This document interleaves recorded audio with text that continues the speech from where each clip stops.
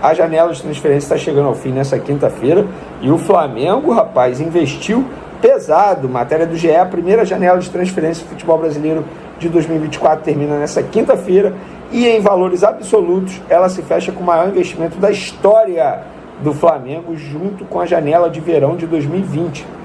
Com só 3 contratações, o rubro-negro investiu 158 milhões e 100 mil reais. Fala, torcedor do Mengão, trazendo aqui, pessoal, mais um vídeo aqui nessa sexta-feira. Vamos começar o dia bem informado aí, com as últimas atualizações do Flamengo. Pessoal, preparei aqui um vídeo bem interessante, né? Fiz um vídeo com dedicação, né? Para que vocês possam estar vendo aquilo que é útil, aquilo que agrada em vocês. Pessoal, já quero deixar aqui o link como crédito na descrição do vídeo aqui dos canais oficiais.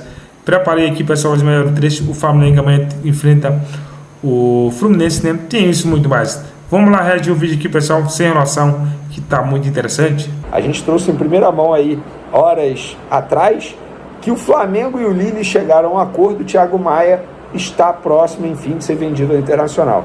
Clubes correm contra o tempo para fechar a operação. Detalhes da operação, esse é o grande detalhe. Inter paga 4 milhões de euros por 50% desse atleta, dá em torno aí de 20 milhões de reais. O Flamengo vai receber, tá, desses 4 milhões de euros, 2 milhões e 850 mil euros e vai manter 25%. E o Lille vai receber 1 milhão e 150 mil euros e mantendo 25% dos direitos. Ou seja, galera, o Flamengo fez uma baita venda. E eu tenho a minha opinião sobre essa negociação. Não tem como não gostar dessa venda. Antes de mais nada, precisamos lembrar que Thiago Maia deseja se transferir para o Internacional. E não será utilizado pelo técnico Tite, tanto é que ele não vem sendo utilizado.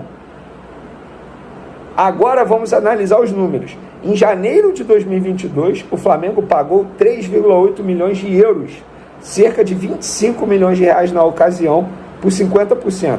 De lá para cá, usou o jogador, que foi muito importante em 2022 junto com o João Gomes, mas em 2023 a relação com a torcida ficou desgastada, a verdade é essa. Hoje, atualmente, ele está atrás até mesmo do Igor Jesus, na briga por uma posição. Agora, galera, o Flamengo está vendendo 25% do direito de Thiago Maia por 2 milhões e 850 mil euros, em torno de 15 milhões de reais, e ainda vai ficar com 20% de um volante de 26 anos que pode tranquilamente ser vendido no futuro pelo Internacional. Dito isso, mais uma ótima negociação da diretoria do Flamengo e dos representantes do jogador, porque foram os representantes do jogador que chegaram a um acordo com o Lille. Porque o Lille, teoricamente, teria direito a 2 milhões de euros dos 4 oferecidos pelo Internacional. Mas o Lille, para o negócio sair, e graças ao trabalho dos representantes do atleta, abriu mão de grande parte. Tanto é que o Flamengo está ficando com grande parte do valor. Então, baita negócio do Flamengo, palmas para a diretoria do Flamengo. Quando é para criticar, a gente critica, e quando é para elogiar, a gente também vai elogiar. E o Thiago Maia vai assinar contrato de 4 anos com o Internacional, inclusive, depois da gente publicar a notícia que ele estava de saída, o próprio jogador fez uma postagem nas redes sociais, dando a entender que está indo embora, que ele botou lá uma imagem dele levantando a taça da Libertadores e falou, quem viu, viu, ou seja, já dá a entender que está indo embora. Então, obviamente, ele não deve jogar contra o Fluminense no sábado. E por falar em Fla-Flu, árbitro definido para o Fla-Flu de sábado, às 9 horas da noite, tá? Esse jogo lá no Maracanã, mando do Fluminense, que terminou na 4ª colocação. O Flamengo tem a vantagem do empate. E o dono do apito vai ser Iurelino Ferreira da Cruz, de 31 anos. Ele foi escolhido pela federação para apitar o duelo. Rodrigo Carvalhos, de Miranda, ficará no comando do VAR e os auxiliares não foram divulgados, pelo menos até a gravação desse vídeo aqui. Bom, Yuri vai ser o dono da apito, estará presente no Fla-Flu, e quem não deve estar presente no Fla-Flu é a dupla Gabigol e Wesley. Os dois, nessa quinta-feira, novamente treinaram à parte, estão se recuperando de uma lesão muscular e, portanto, não devem ficar à disposição do técnico Tite para o Fla-Flu de sábado. Ah, mas são reservas. Para mim, são desfalques.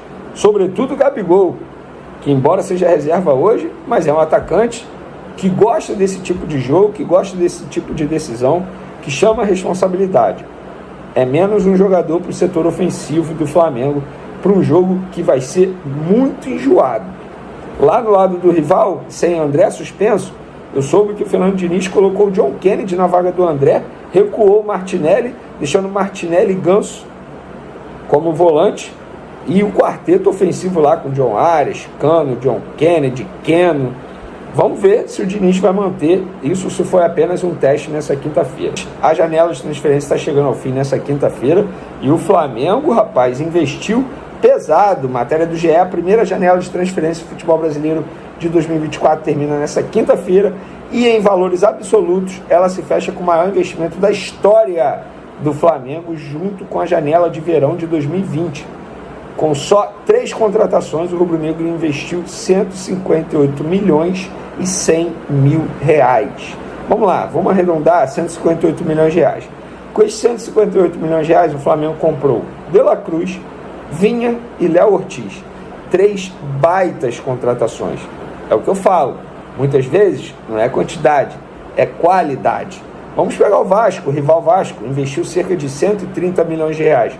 Quem contratou melhor? Sejamos francos, Flamengo ou Vasco? Tudo bem, entendo que o Vasco precisava de um número maior de contratações. Porém, fazendo um comparativo investimento, você prefere comprar quem?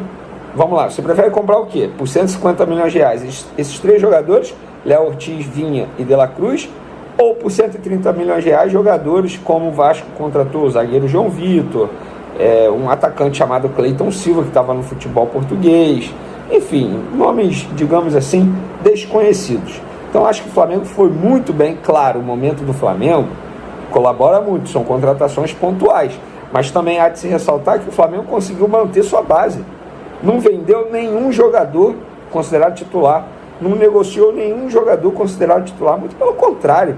Vamos parar e analisar a janela do Flamengo. O Flamengo se livrou, entre aspas, do Pablo, que está lá já lesionado no Botafogo, está vendendo Thiago Maia, já a gente vai falar sobre isso. Cara, o Flamengo fez bons negócios, muitos bons negócios. Vendeu o Mateuzinho por uma venda assim maravilhosa. O Flamengo vendeu 14% dos direitos econômicos do Mateuzinho por muitos milhões. Então, gente, assim, a janela de transferência do Flamengo foi sensacional. Vamos dar continuidade aqui ao vídeo porque a esposa do Fabrício Bruno chamou a atenção nas redes sociais e fez uma publicação ressaltando, admirando, valorizando o trabalho do marido Fabrício Bruno, e ela disse o seguinte: o único que eu já vi na vida que quebra o nariz em 2 lugares e não sangra e nem fica roxo. O nariz estava literalmente amassado, isso palavras dela. Colocou o nariz no lugar sem intervenção cirúrgica, sem sedação, nada. Mesmo com o nariz quebrado, continua suas atividades normal. É que esse cara aí dá a vida em qualquer lugar que ele está. Ele cresceu assim. Cara, sensacional o post da esposa do Fabrício Bruno. Deixa eu ver se tem o nome dela aqui. Não tem não, mas enfim, ela sabe aqui que é ela. E isso tem que ser valorizado mesmo. O Fabrício Bruno só está fazendo isso porque o Léo Ortiz está chegando. Claro que não, gente. Quando ele machucou o pé aí, ele deu a vida na recuperação, cara. Uma lesão extremamente rara, que só acontece no futebol americano, enfim, eu lembro na ocasião. Então o Fabrício Bruno é um jogador que a torcida do Flamengo deveria valorizar, sim. Jogador extremamente irregular. Não é craque, mas dificilmente tem uma má exibição. Para e pensa aí, a última exibição ruim do Fabrício Bruno, eu confesso que eu não lembro. Um jogador extremamente irregular. Por isso que eu falo, Léo Ortiz chegando, vai brigar pela titularidade, mas não chega como titular absoluto como chegou o De La Cruz, por exemplo. O Flamengo segue em treinamentos nessa semana para o confronto com o Fluminense, o primeiro da semifinal, sábado, 21 horas, pelo Campeonato Carioca, jogo no Maracanã. Fabrício Bruno está recuperado da fratura que sofreu no nariz no jogo contra o Madureira no último fim de semana, então não vai ser problema para o Tite. E o Léo Ortiz, grande reforço para a zaga, chegou nesta semana ao Rio de Janeiro, já treinou com os companheiros no Ninho do Urubu, foi regularizado, depende apenas do aval do Tite para ser relacionado para esse jogo do próximo fim de semana. Em relação a Gabigol e Wesley, ficaram fora do jogo contra o Madureira por pequenas lesões musculares, ainda são dúvida para o clássico contra o Fluminense, já que ainda nem treinaram com o restante do grupo, então eles ainda fazem recuperação dentro do CT rubro-negro para saber se vão ou não poder enfrentar o tricolor.